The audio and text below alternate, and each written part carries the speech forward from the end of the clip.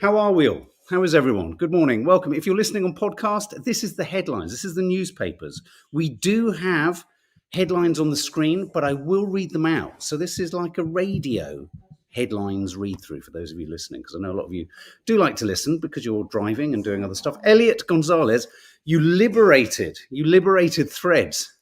Thanks for your thread info. Thanks for threading me in. Are we going to have, is it going to become a new verb, to thread? Have you been threaded? Are you threading? Have you got threads?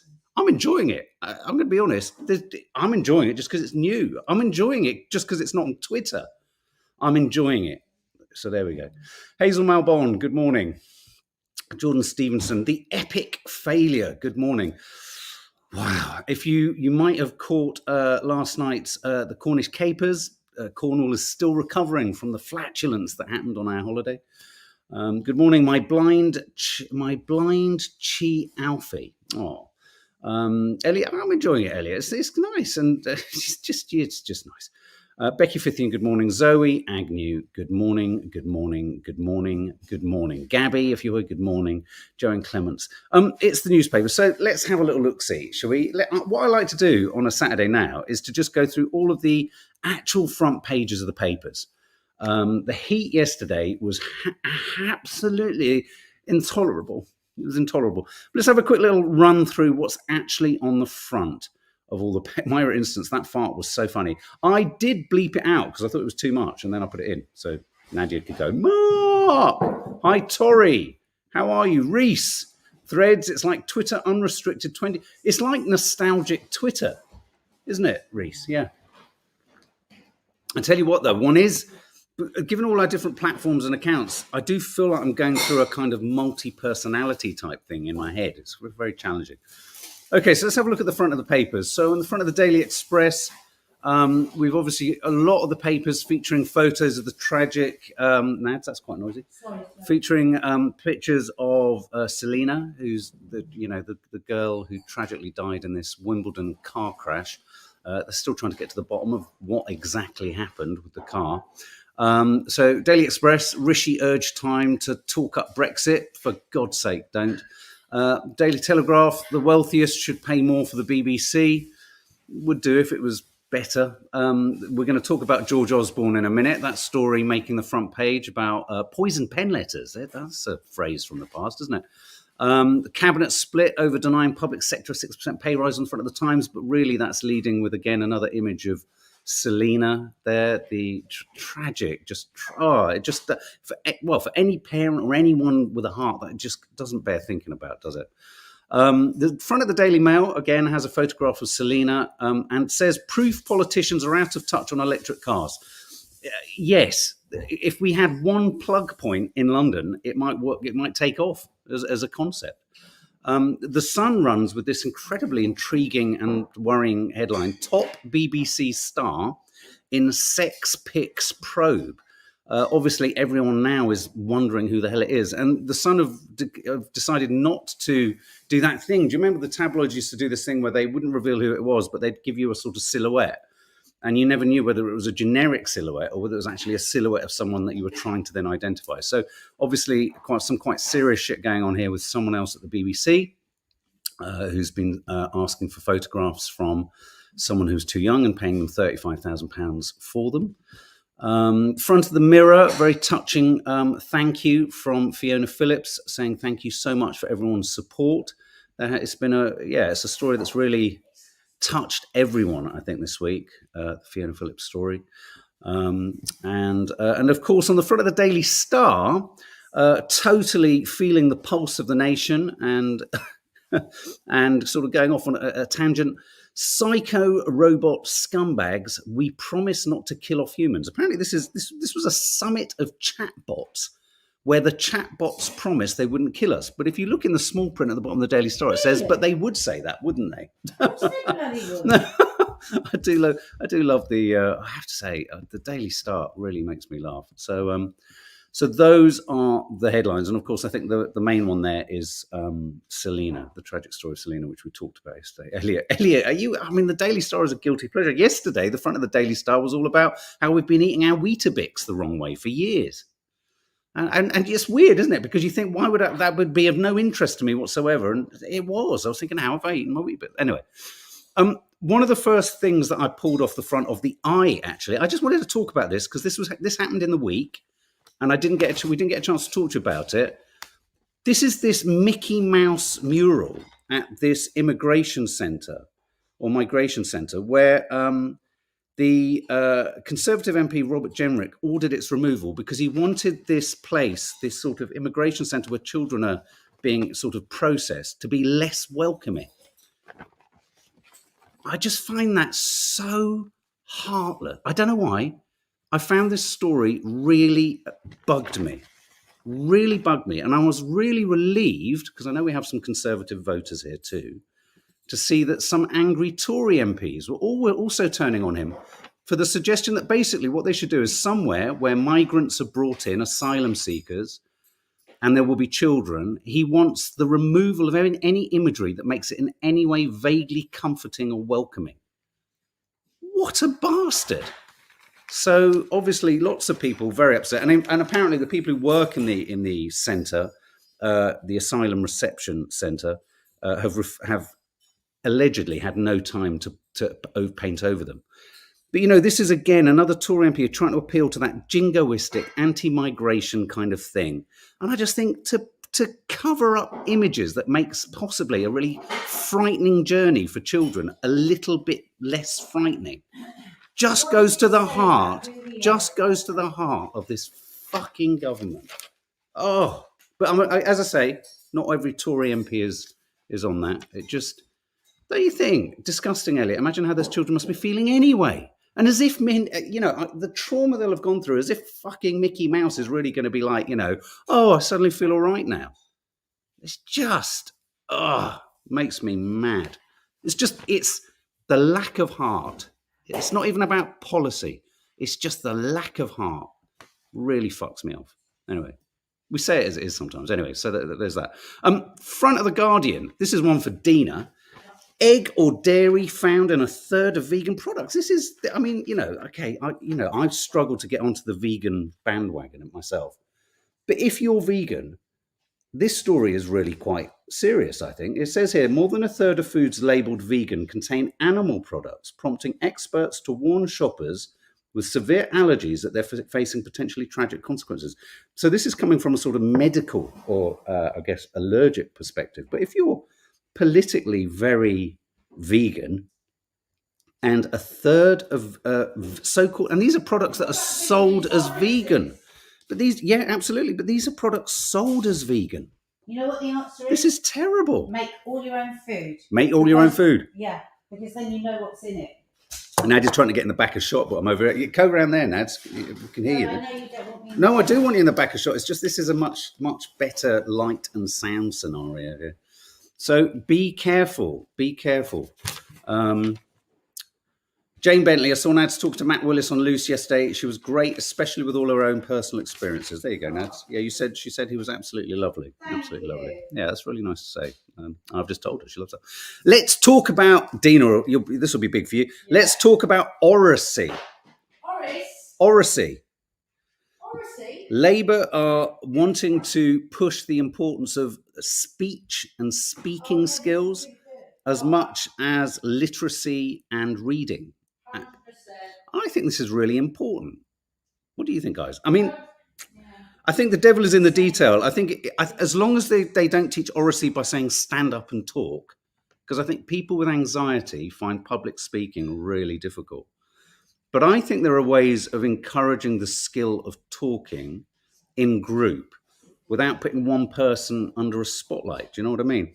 So Labour's plan to embed speaking skills throughout England's schools has been greeted with enthusiasm by academics and school leaders. But scepticism by those teachers who will deliver the policy. I think it's a really good idea, but as I say, I think it needs to be done in a non-examination way. I think the problem with this is if kids are encouraged to talk and then they're forced to talk and made to stand up. Don't you think, Nat? I'm a bit torn on this. We may never know why. She came, she dropped a mic and she left. Steph Schultz, I was crap at presentations at school and college, too nervous, used to bring my grades down. Yeah, it's a tricky one. I think on the one hand,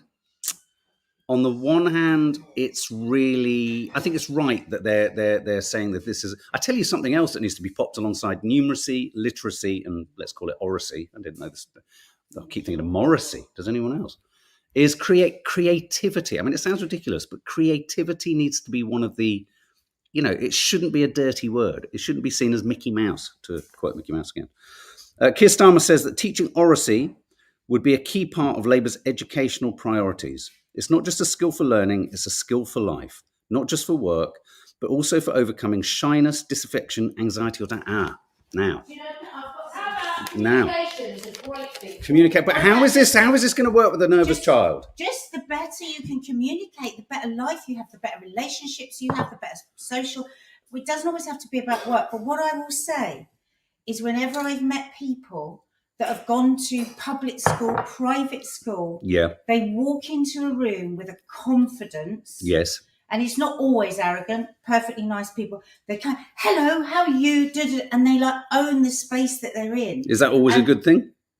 Well, when you see the difference of somebody come in and they're a bit faltered, they don't have that eloquence, and me, so much of my life, because of my South London accent, I felt like a bit inferior to people. But you haven't got a problem with oracy. So I understand what they're driving at.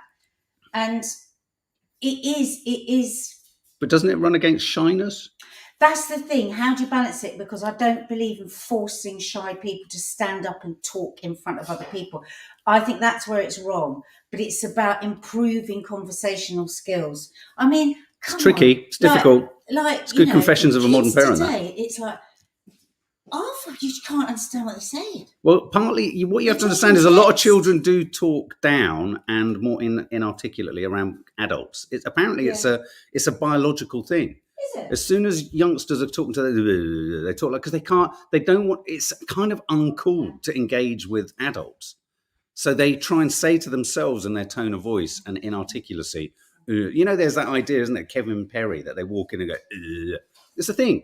I mean, at school they could, but I do worry. I worry that this will be quite intimidating for anyone of an anxious disposition.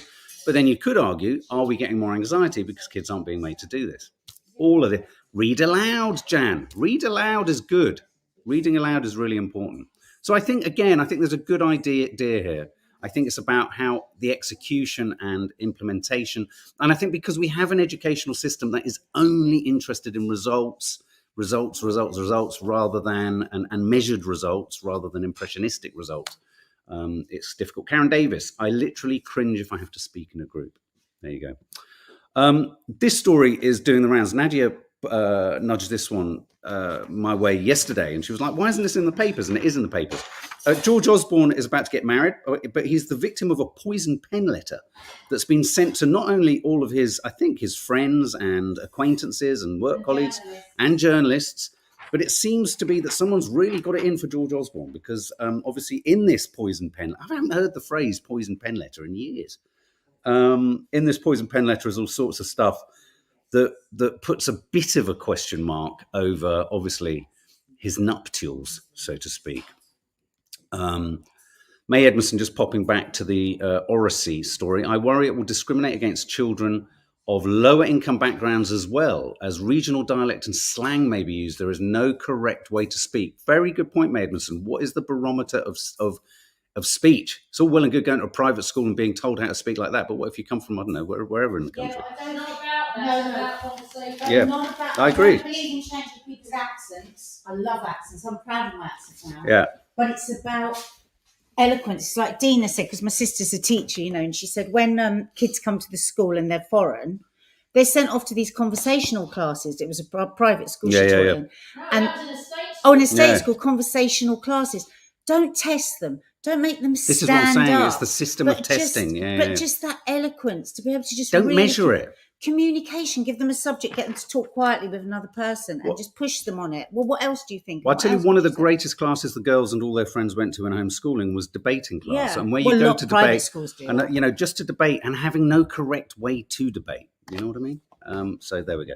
Anyway, so yeah, so this other story here obviously is George Osborne. Obviously, it's going to be a little bit awkward. I think the speeches are going to be a bit strange. It's going to be a bit strained. I think it is his wedding. Bit of Schadenfreude for any of those people who can't stand him. I pulled this story because it's getting ludicrous out there, guys, isn't it? The inflationary issues. Car insurance is going up. And I was saying to Dina earlier, okay, I can get it when ingredients are scarce, when importation costs are going up. But why is car insurance going up? But this is the story that pet owners are now paying 60% more for their pet food. And you begin to wonder, are there ways in which we can do what Nadia's always suggesting, which is eating sort of, creating your own food? Can we create our own dog food? Animals have been hit by the cost of living crisis as the price of food has rocketed. Almost 23% of dog and cat owners are worried about feeding their animals. The price of things is going up. Are we in a situation now where, vet prices we've talked about, didn't we? I think we talked about that before we went away.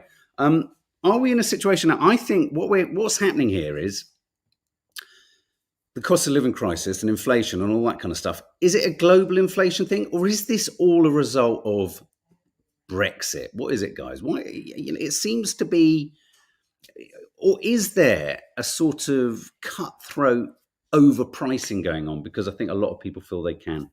Becky Fithian buys in bulk from Amazon because it's cheaper. Me Too, insurance goes up because staff costs go up. Fair point. Yeah, absolutely. Inflation is global, but hits economies locally. Could we not be looking at a sort of fixed global inflationary situation? I.e., there's often this idea like a balloon, it inflates and then it comes down, and you use the levers of finance and economics to bring it down, that we might just be in a situation where everything goes whoop and stays there. I hate to say it, I think that might be where we're at. Spare a thought for, look, dogs ate leftover dinners for years. Well, there is that. And also, we made a film about this, dog food and a lot of pet food ain't as good for your pets as people like to think it is. That's a fact. This story has been running for the last couple of weeks. There was a wake, I believe yesterday, for Robert De Niro's grandson, who tragically died after taking pills that were laced with fentanyl. The fentanyl issue in America is just huge. There's another story of I didn't pull it, but there's another story of an aged couple who seemed to have taken their lives or died, but they were apparently aged couple using fentanyl in a recreational fashion. But this is just spare a thought. Yeah, Robert De Niro losing his grandson, Leandro. Just tragically sad. This story I saw yesterday. This was an interesting one. This was so now if you are sent a contract or something like that, certainly I think this is in Canada. Someone basically was offering to sell something to someone and basically said, "Are you up for it? Do you want it? Is this a contract of engagement?" And the farmer who was texted sent a thumbs up emoji, and then claimed that the thumbs up emoji in no way amounted to him signing a contract. But the judge has said it's a non-traditional way of signing a contract, but you did sign a contract and you do have to pay $82,000. Yeah. So the judge said it's a non-traditional means of signing a contract. His argument was that he didn't actually put the emoji on a document. It was like by text. I think he might have a bit of a case. The guy. What about if somebody said you fancy a bit of how's your yeah. So exactly, you fancy a bit of how's your well, it depends what you answer. If you send a thumbs up, then yeah, is a thumbs up some kind of contractual engagement? Who'd have thought that? We're getting to a point now. But apparently, it's really funny. The judge's notes, or his 18-page judgment was sprinkled with thousands of thumbs up emojis. Probably one of the first they've ever had. So let me just. That's funny. This story here. Holidays, chaos, fear over flights acts. Air traffic controllers in Europe are going on strike now. 1 in 3 flights across Europe could be disrupted all over the summer. Destinations such as Spain and Italy being most hit. And at the top there, you've got the ubiquitous shot of, I think that's Weymouth Beach. A helter-skelter, guys. I used to love a helter-skelter.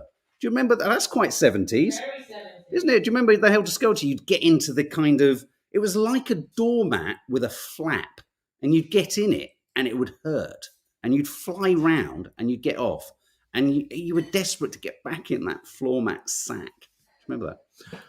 MeTube. So is the poop emoji legally binding too now? I think it might be. Yeah. Karen David, same for tomato sauce, scandalous. Yeah, no, I assume you're talking about price. Yes, Becky Fithian, can't believe price of tomato sauce and salad cream. It's getting ridiculous, isn't it? Yeah, so be careful. Check your flights. Again, there's always misery, isn't there? There's always a misery story to be had. This story is, what is this story? Oh, we've done that one. This is, sorry about that, a bit about out of focus. This is the story that Britney Spears may have accidentally hit herself in the face. Sorry, I shouldn't laugh, but this story broke last week, didn't it? She was outraged that the security guard of a basketball player hit her, but it looks like she may have actually hit herself in the face. So I never saw her. The security chap said, I never saw her face. I think she must have hit herself in the face. Oh. Imagine this. We all don't like going through customs, but imagine this. Look, this chap, Daniel Burke, was barred from traveling into Turkey because his name was the same name as someone else who was held on terror charges. So Daniel Burke's children were terrified. Can you imagine this? As armed military police hauled the family into a room and questioned the dad about his links to Syria when he didn't have any. Imagine that. Imagine that. I remember years ago, I had a work permit for America, and then I had my passport stolen. And then for however long the work permit was valid, whenever I traveled to America, they would drag you off for about literally 2 or 3 hours whilst they couldn't. I'd say, I had a passport stolen, and it had a work visa on it, and I had so I had 2 work visas, and they just couldn't, the system couldn't compute. But there's nothing more intimidating, is there, than being dragged off to a room. Now, password perils. I hope you're all checking your passwords, guys. I hope you have innovative ways of doing your passwords. Let me just, sorry, what's this? Just got, can you send a link to the curly cooks to your mum? I just got a text. Experts have warned us to avoid 9 types of passwords to prevent online fraud. So I'm doing this one for you guys. Here you go. So avoid these. Avoid repeated passwords, i.e. the same password for every fucking app. Avoid your mum's maiden name. Avoid a street name. Avoid the name of pets. The word password, don't use that. Putting 1 after a name. Surnames and obvious patterns like 1, 2, 3, 4 and all capital letters. 1, 2, 3, 4. I suppose sometimes people think by using 1, 2, 3, 4 you're being counterintuitive, right? Don't use randomized characters, use phrases. Because you know how often lots of websites and apps offer up the gobbledygook. They say, would you like to use this? And you're like, wow, how the fuck am I ever going to remember that? It's written in it's written in Sanskrit. Unfortunate for that guy. I think there's a bit of a lag going on here. Have you seen the new Bob Marley film? No, I've seen the teaser trailer. I'm going to do a reaction to that with Nanny Di.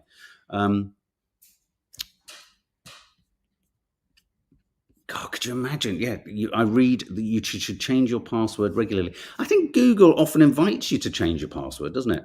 I like to use phrases, said Jules. Yeah, I mean, all of us are now holding our cards close to our chest, aren't we? Because let's face it, we all know the phrases that we use. This one, not so EasyJet. We had our own little experience of EasyJet this week. This is a situation where the pilot had to ask passengers to get off the plane because it was too heavy.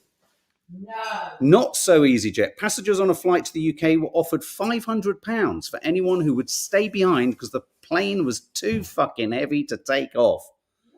Yeah, in a video that was shot on board, the pilot can be heard saying, because there are so many of you, this is a heavy aircraft. Combined with a short runway in Lanzarote and some winds that aren't favourable, we're too heavy to depart. We'd therefore like to offer anyone who's willing to stay £500. So a few people took up the offer. That's not encouraging though, is it? Weights and balances, I wouldn't want to be on that side. How many Imagine that. Imagine rushing to the right or rushing to the left. I mean, oh God. Anyway, petrifying. I'm so anxious already about when my family fly to Paris next month, Jaws. Don't worry. I've never heard of this before. This doesn't happen often. There's a photograph of a man being hurled in the air by a bull. What an absolute Burke. Why? Cruel to the animals and people die. Anything is better. I just wanted to ask, for anyone who's gone on to Threads, is part of the appeal, because this is the appeal to me, because to be brutally honest, it doesn't feel in any way different to Twitter, which is why Twitter are going to sue the fuck out of Meta. But it feels different just because it's new. And I'm going to make a suggestion that makes Threads feel really nice, because I noticed that Nadia's Threads, when you were on it the other day, I noticed you have a white screen, when you're on Threads. I have my phone set to nighttime. So whenever I'm on Threads, it's dark and it's nice and calm and quiet. Set it to dark. It's really nice. It's not the passengers' problems, Julie Everts. No, but it becomes the passengers' problems if they say we can't take the fucking plane up. So anything is better. Will Threads replace Twitter? It's doing very well. And I have to say, I want to use it but don't have access yet, says MeTube. It's just because I hate Twitter so much. I just think, great, I hope Threads works. Screaming woman. This is almost chimes with a story Dina was telling us about this morning. Screaming woman reported to the police because they thought she was having sex. Was actually a parrot. There you go. Volvos. Apparently, Volvo drivers are number one for sex drive, Nads. A Volvo driver can last 17 minutes in the sack. Oh, no, because they're Swedish. Are they Swedish? I thought they were German, Volvos. Oh, Swedish. Yeah. Is it? But if you've got a BMW, you're only going to last 3 minutes. If you're in a Skoda, you're 5. So Volvo drivers last the longest. How the hell have they done this? Let's have a look. The research. Who's done the research? Dating site Illicit Encounters polled 2,000 women. And women said that men driving BMWs, seem to have a need for speed even in the bedroom. They go too quickly. Whereas those behind the wheel of a Volvo who take a more leisurely and safer approach have a longer endurance threshold. Oh, I feel sick now. Don't need that on a Saturday morning. Did you hear that? Don't need that on a Saturday. Okay, well, maybe you need this. Cocks and robbers. No, thank you. Yes, locals in Britain's rude. I've taken a photograph. I've taken this very photograph of this sign. Locals in Britain's rudest named village have pleaded with visitors to keep your hands off our cocks after the road sign to their village, Cocks, keeps being stolen. Jokers keep scrawling the words fat, big, and little in front of the name of their hamlet. This is why you come here, guys, because we bring you the news that counts. We ask the questions that no one else is willing to ask. Well, we don't, but you know what I mean. I'm not going to share with you this story because it's stupid. This is a barber who still owed money for a haircut. My girl's doll is possessed. This is a chap who says that since buying a toy for his doll, this is a full page in the Star. He said he suffered a burst appendix, a pay cut, brake failure, and has been shot by an air rifle. He claims that his girl's doll is like Chucky. See, this is where it gets interesting, isn't it? Right at the end. These are the stories that really, really matter. Now, if you're a Volvo driver and you're having long bouts of sex, you're going to live longer too, because getting your end away, sex staves off death. Dina, you're going to die young. Oh, yeah. Sex at least once a month could put an extra smile on your face by slashing the risk of dying young, a new study has found. Sex with a regular partner cuts stress. Being without a partner is fantastic. It's 10 years on your life. Being without a partner, you may have heard, is fantastic. It's fantastic. Yeah. Yes. Well, there you go. And here we go. Look, these are the consequences of playing with balls. Look at this. Now, for those of you listening in the car, you may have to, at some point later in the day, head over to YouTube, because I'm now going to show you a few photos, which are really intriguing. Look at this. What an astonishing photo. This is a woman who is protesting at the activities that you've seen in the previous bull festivals and things like that. This is in Pamplona, I believe.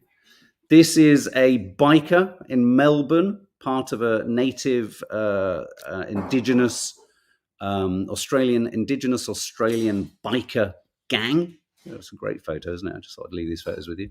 This is Margot Robbie at one of the various premieres that are launching all over the world. Jury's out on this one, guys. What do you think? I posted on our Threads Popcorn Junkies account. Yes, Barbie is going to confound us. It's not going to be what we think it's going to be. It's going to be politically interesting and all this kind of stuff. But I've still got a fear it's going to be shit. I mean, lots of people are very excited. It's been a fantastic press push, huge social media campaign. But I do worry that it's just like, I don't know.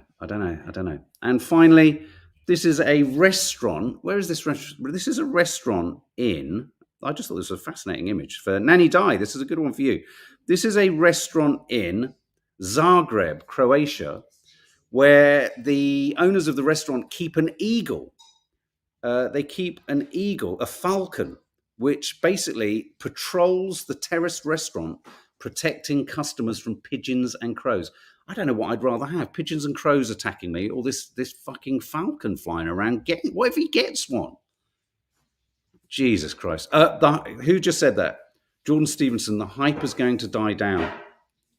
I think there's too much hype over Barbie. That's my problem with it. But anyway, can't wait to see it. So guys, there you go. There's your newspapers. There's your headlines. Funny stories, serious stories. Sorry, felt I had to have a bit of a rant at the front there. Over there, I can feel the flapping air of flares. I can feel the flapping air of flares. I'm going to get my chopper out, and I might also talk about my bicycle. So it's 1970s curly cooks. Is there a reason it's the 1970s, or just shits and giggles?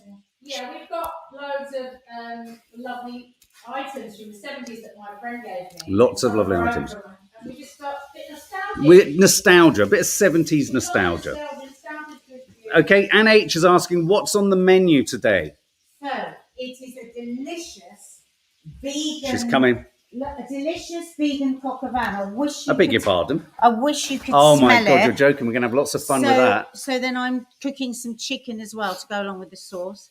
And I'm making a proper lemon meringue pie, not one of these disgusting ones you get in the bakers. Fabulosity. And some gorgeous herby garlic bread. Dina's making a vegan Black Forest Gatto-esque pudding, but I'm not keen on what she's done so far. We'll see. Fantastic. I made it up today. This week I literally made it up. Fantastic. And Mark is going to be making a proper 70s prawn cocktail. Fabulous. My favourite. The herby garlic bread as well. Did I say that? That's delicious. Oh. So, okay. Yeah, we've got a lot going on, and we're going to talk a bit about, we're going to show you our very first ever cookery book that me and Dina got when we were kids. It's so cute. Oh, yeah, so lots of Abigail's fun. Party. Absolutely, Dawn Decker.